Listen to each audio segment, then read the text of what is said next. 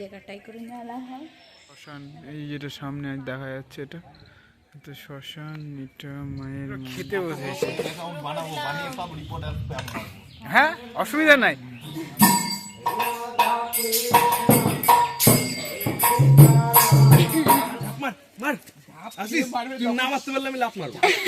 তখন দেখা যাবে। হ্যালো এভরিওয়ান, গুড মর্নিং সবাইকে। তোমরা সবাই কেমন আছো?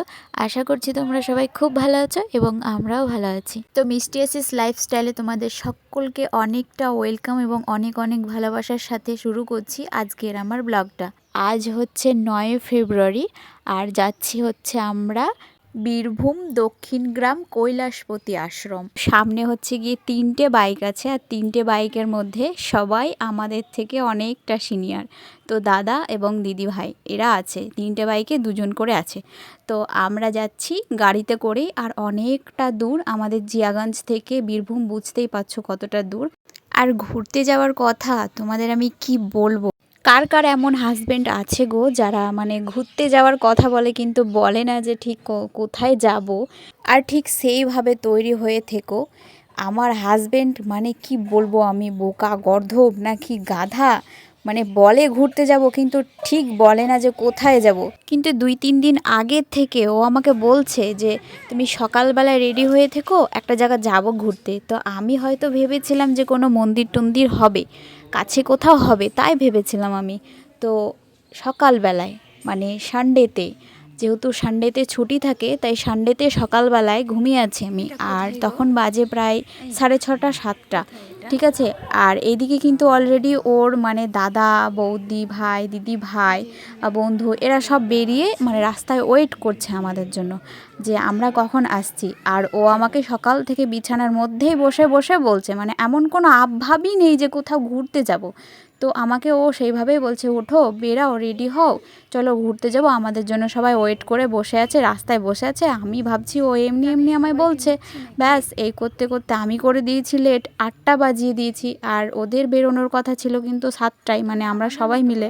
তারপর ওর মধ্যেই তাড়াতাড়ি করে হুটহাট করে স্নান টান করে রেডি সেডি হয়ে, আর আমাকে তখনও আমাকে বলছে না যে অনেকটা দূর যেতে হবে, কানের নাও গায়ের নাও যা যা লাগবে তোমার নাও, কিছুই বলেনি। তখন সেই সময় আমার সাথেও শুরু করেছে ঝামেলা।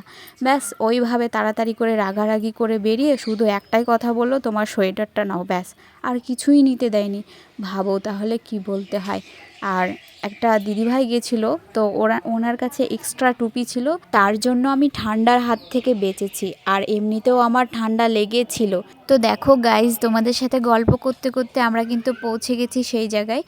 আর চলো তোমরা ব্লগটা পুরোটা দেখতে থাকো, আশা করছি তোমাদের খুব ভালো লাগবে। আর আমি এই মন্দিরটা পুরোটাই ঘুরছি, তোমরাও দেখতে পারবে। চলো দেখো।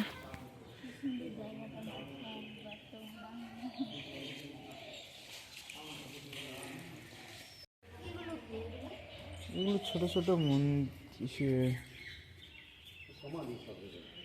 ও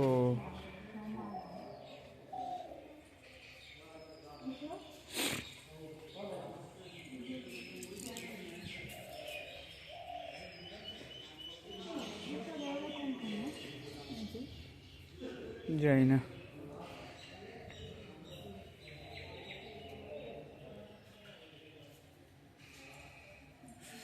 এটা কি?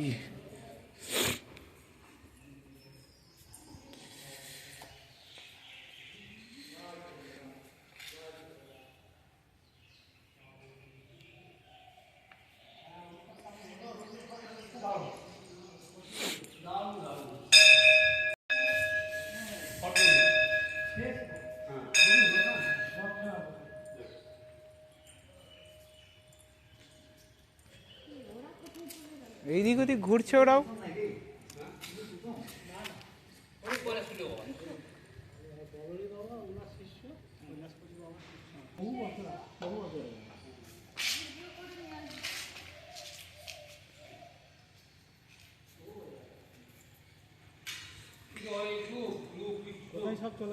এই তো এইদিকে ওদিকে ঘুরছে সবাই।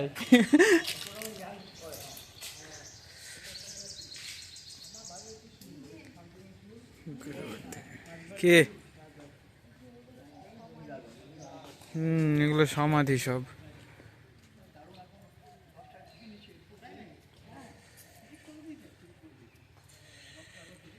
এরিয়াটা অনেক বড়। প্রসাদটা পর্যন্ত মুখে দাওনি, এত তুমি ওখানেই রাখা চেয়েছো, ওখানেই তো রাখা ছিল, ওখান থেকে বেরিয়ে দিক দিয়ে সোজা চলে আসলা, তুমি তোমার তালে করছো।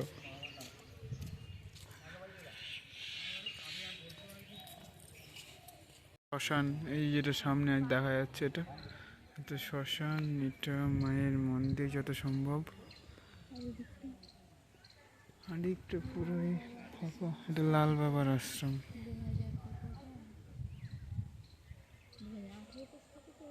এটা হচ্ছে রান্না করার জায়গা, ঠিক আছে। এই যে উনুন, তো উনুনগুলো দেখো কত বড় বড়।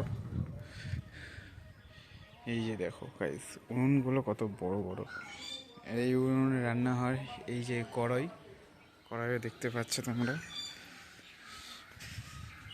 কত বড় বড় কড়াই। এই আর একটা উনুন।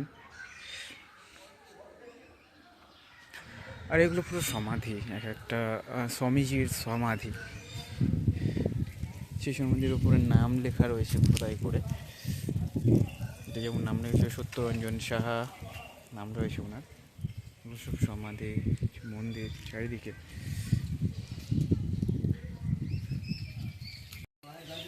আর তোমরা তো দেখতেই পেলে, পুরোটা ঘুরে ঘুরে দেখলাম। আর জায়গাটা কিন্তু সত্যি খুব সুন্দর জায়গা, অসাধারণ। চারিদিকটা পুরোটা ফাঁকা আর খুব শান্তির জায়গা, মানে ফাঁকা। আর এই জায়গাটায় হচ্ছে গিয়ে পুজো হচ্ছিল। তো আমি বুঝতে পারছিলাম না প্রথমে যে এটা কী ঠাকুর, মানে বট গাছের নিচে। তো জিজ্ঞাসা করে দেখলাম, তো এটা হচ্ছে কালী ঠাকুর। এখানে পুজো হওয়ার পরে এই যে মেয়েগুলো পুজো করেছিল, তো তাদের কাছ থেকে প্রসাদও পেয়ে গেলাম, কি ভাগ্য আমাদের। তো তারপরে এখানটায় সেবা করার ব্যবস্থা করা হয়েছিল।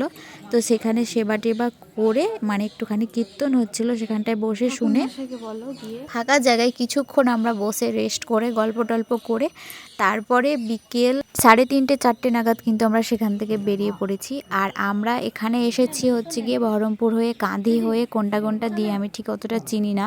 তো এখানটা এসেছি। আর এখান থেকে বেরোবো হচ্ছে গিয়ে বীরচন্দ্রপুর তারাপীঠ হয়ে। কিন্তু আমরা বীরচন্দ্রপুরটা মানে পেরিয়ে চলে এসেছি গাড়িতে। আর তার জন্য আর মানে ঘুরে যাওয়া হয়নি। ঘুরে যেতে গেলে অনেকটা লেট হয়ে যেত বাড়ি ফিরতে। কিন্তু ওদের প্ল্যান ছিল এইখানে এসে কৈলাসপতি আশ্রমে এসে তারপরে হচ্ছে গিয়ে বীরচন্দ্রপুর হয়ে তারাপীঠ হয়ে বাড়ি যাওয়ার কথা। কিন্তু লেট হওয়ার কারণে আর যাওয়া হলো না। তো তারাপীঠ হয়ে বাড়ি এসেছি। তো চলো দেখতে থাকো।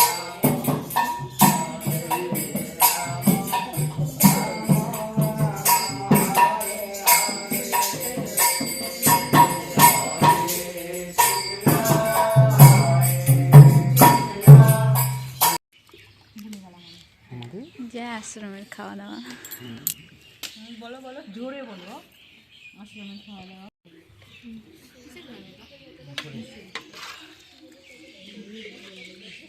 ছিটিয়ে দাও, ওরা ঠিক চলে আসবে। ছিটিয়ে দাও, ওরা ঠিক চলে আসবে। দিয়ে দাও, ছিটিয়ে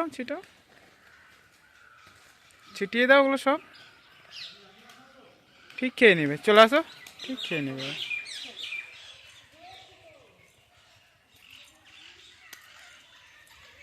সব উপরে বসে আছে। তো দেখো আমরা ওই যে কি যেন কাঁথির ওই জায়গাটা থেকে ঘুরে এসে এখন যাচ্ছি তারাপীঠ। স্বামীজির আশ্রম, বাবা খেপা দেবের শিষ্যের স্বামীজির আশ্রম। বাবা খেপা দেবের শিষ্যের সমাধির আশ্রম। যাই হোক, ওই জায়গাটা থেকে বেরিয়ে এখন যাচ্ছি তারাপীঠ। এটা বলতে পারবো না কি, তো চলো। এটা একটা মন্দির, হয়তো একটা মন্দির হতে পারে। কি সুন্দর ব্রিজটা দেখো গাইস। তারপরে যদি মোবাইলটা নিয়ে পালিয়ে যেত তখন গাইস। চুলটাকে আগে খুব ভালোবাসতাম, দেখতাম, এখন সেটাও এক সময় বাদ দিয়ে দিই।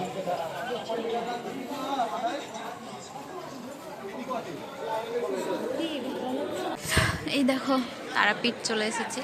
আর এটা মনে হয় মেবি পিছনকার গেট, মানে এর আগেও এসেছিলাম তো সেটা হচ্ছে সামনের গেট দিয়ে ঢুকেছিলাম। সামনের গেট কি পিছনের গেট অতটা মনে পড়ছে না আমার, অনেক দিন আগে এসেছিলাম। চলো দেখাও ডালাটা।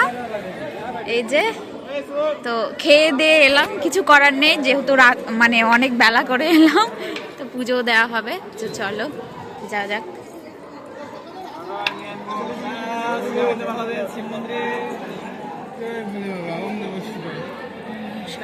ও আচ্ছা, এই গেটটা। হ্যাঁ হ্যাঁ বুঝতে পেরেছি। যাই, চলো আমরা এখানে প্রসাদ খেয়েছিলাম। চলো, লাইন অনেক গো। মুখ দেখনি? দেখেছি, আর একবার দেখি। একটু শুনুন না।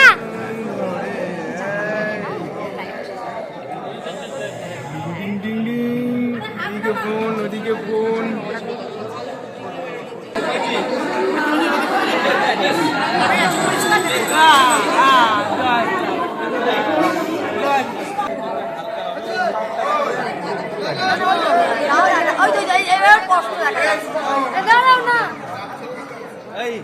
তাই নাকি? আমি বলছি তো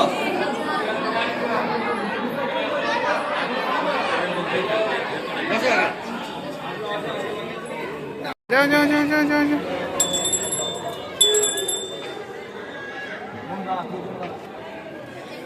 যাও প্রণাম করে আসো।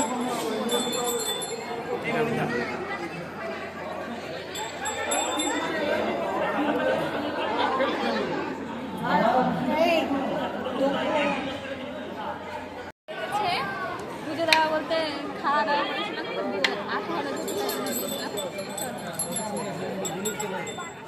এই হচ্ছে তারা মায়ের মন্দির। চলো চলো।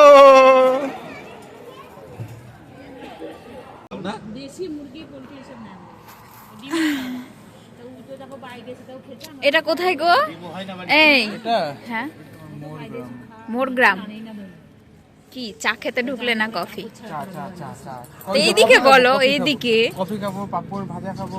আচ্ছা ঠিক আছে, তারপরে আবার যাও। পাপড় চলে এসেছে, খাও। খাও কি আছে?